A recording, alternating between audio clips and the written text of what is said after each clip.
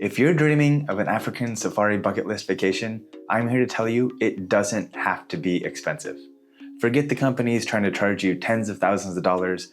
I saw the exact same animals and had an unforgettable experience for less than a tenth of that.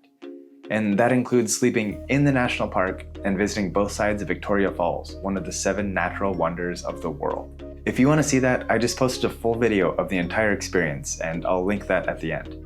But in this video, I'll be breaking down exactly how much it cost and everything else you need to know, including my full itinerary, where to stay, how to get around, how to see Victoria Falls, food recommendations, and what to expect for the overnight safari.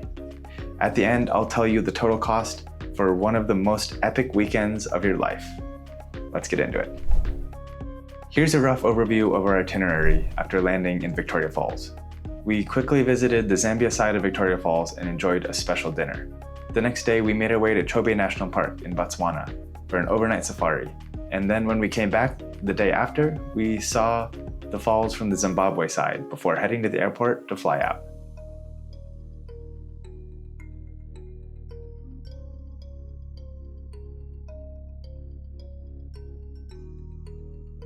Okay, a couple super quick things to note before we get into it. First, everything I mentioned will be in US dollars. That's not just for me, that's actually what they use in Zimbabwe after hyperinflation made the Zimbabwe dollar worthless in 2008. So make sure you bring plenty of USD in cash because you'll need it for visas, and I've heard the ATMs can run out. Secondly, speaking of visas, I did an entire separate video about everything you need to know about getting a visa. It's tricky, so I recommend watching that after this. I tried to include it in this video, but it was just too long and it doesn't apply to everyone. All right, now that that's clear and out of the way, let's get into it. For accommodation, we stayed in an Airbnb the first and last night. This worked well given our 5-person group, and it does seem to be, on average, much cheaper than a hotel. The downside is all Airbnbs are a bit outside of the main part of town. This wasn't really a problem for us since everywhere we went was far enough that we needed a taxi anyways. If you're planning on staying in Victoria Falls longer than we did, have less people, and/or don't mind spending a bit more, it could be worth booking a hotel to be more in town and being able to walk around more. Overall, we spent a bit over $200 for each of the 2 nights, or about $40 per person.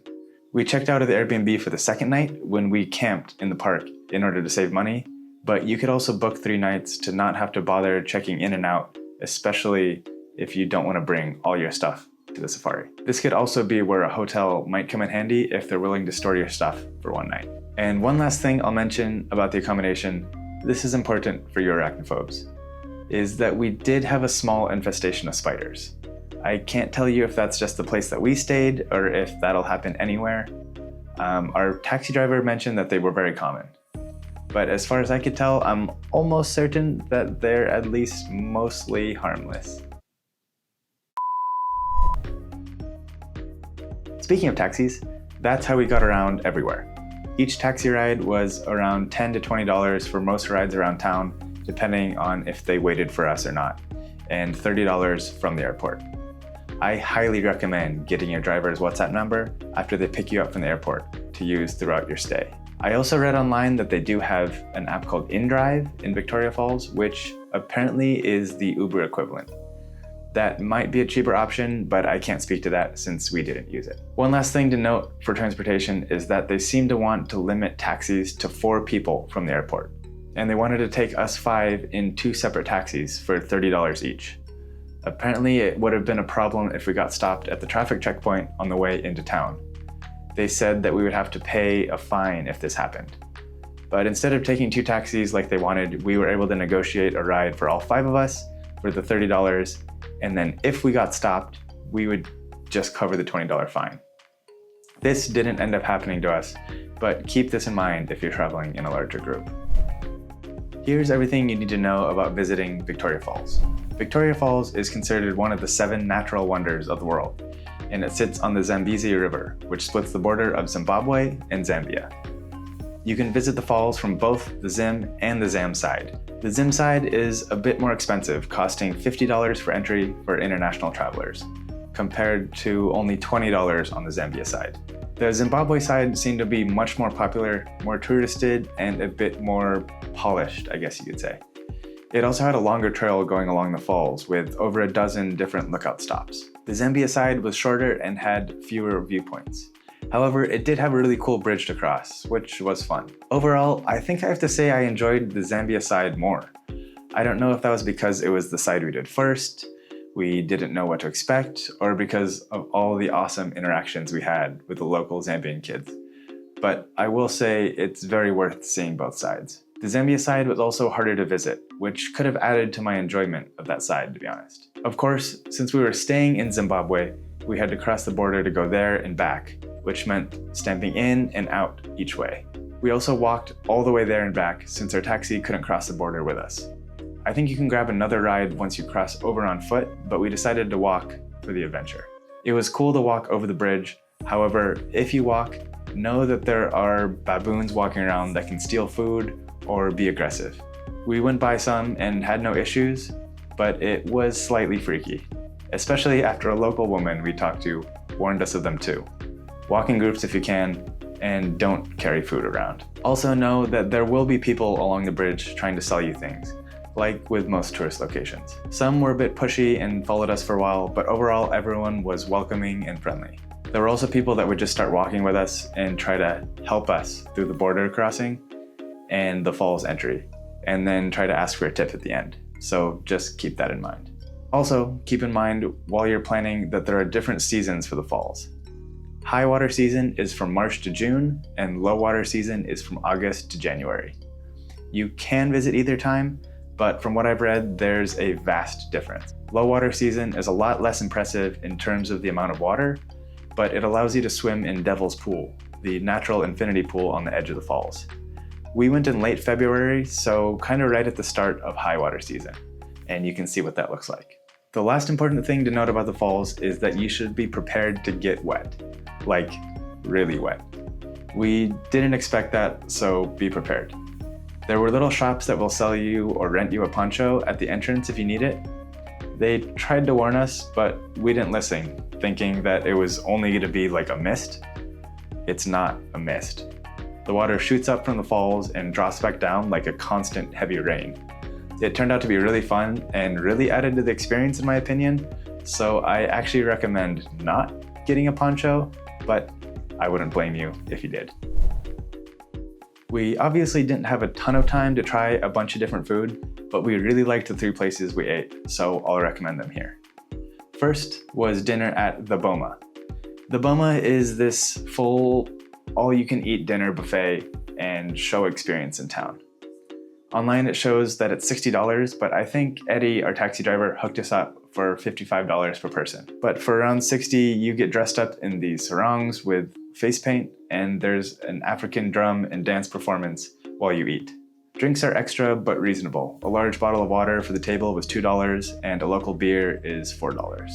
There's a full buffet of different African dishes with local meats like impala and a full roast pig.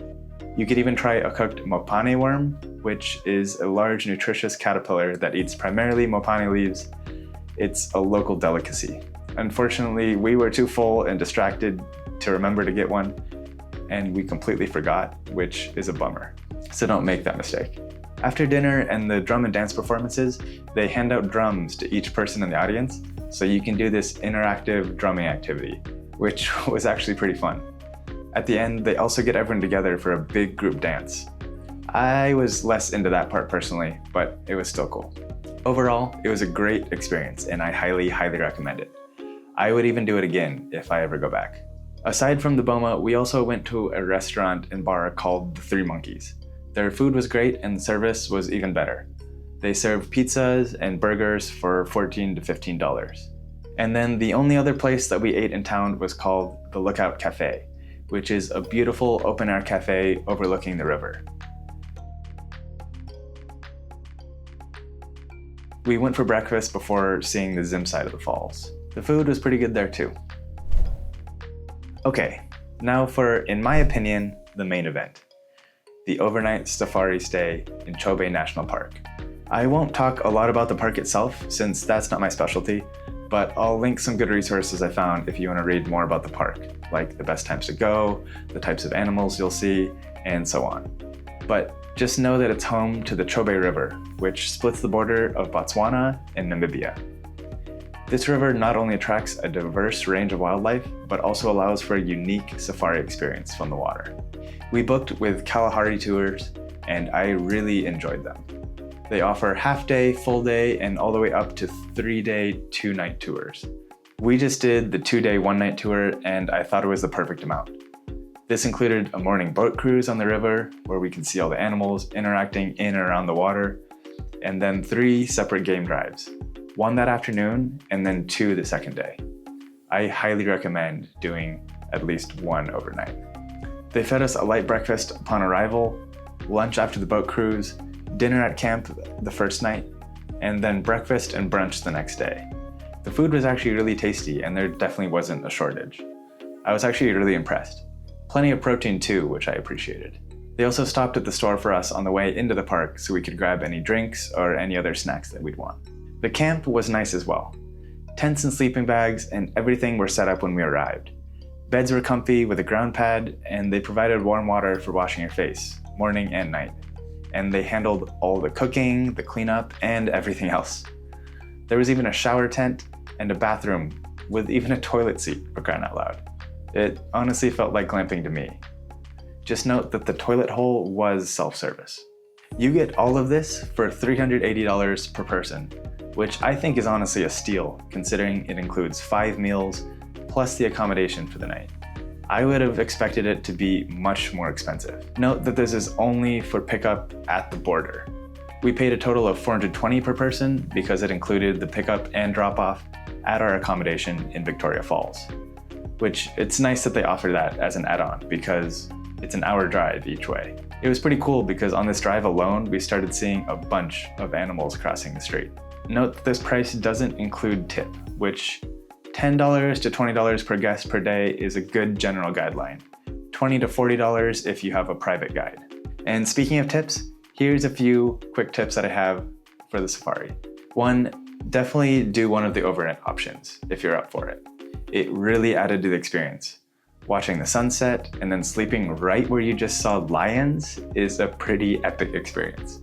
Plus, hearing the night sounds of all the animals around you is amazing. But yes, a little bit freaky. Man, just talking about it makes me want to go back. Make sure you bring layers and a jacket and a change of clothes. We got rained on pretty hard the first afternoon. They did provide ponchos, but it was still pretty chilly and pretty wet. Luckily, the sun came out again later on. Next, a decent flashlight would be nice to have.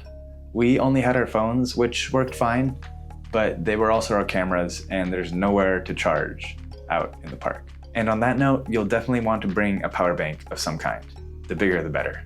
Lastly, you should know that you do get unbelievably close to the animals. It's really cool, but it's a bit freaky at first.